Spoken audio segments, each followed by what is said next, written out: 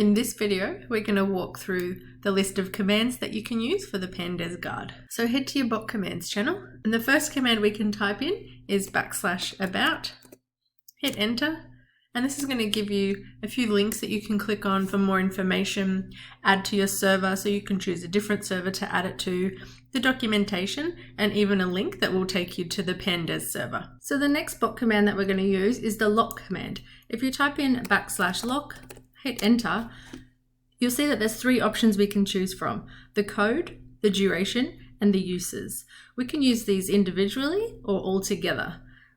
Let's go through them individually. So lock code, if we click on code, and let's just use 1, 2, 3 for this example, this is the code that's going to lock your server. So hit enter, the server is now locked. If we go then up to the waiting room, this is what all of the members in the waiting room will see. If they don't have that code, they won't be able to access your server. So let's try and get in.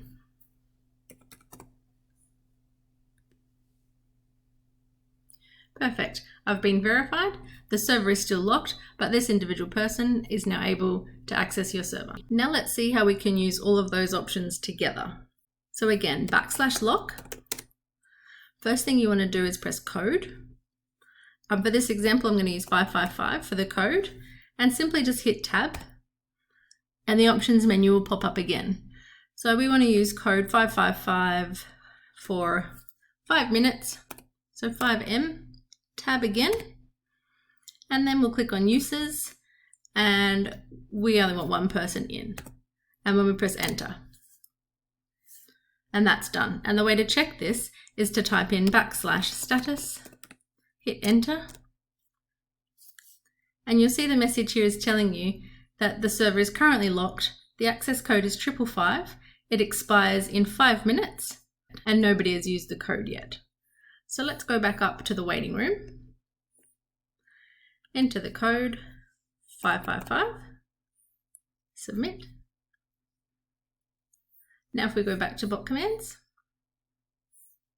and type in the status again, now you can see that it's changed to 1 of 1 uses. And now that code 555 will no longer be valid.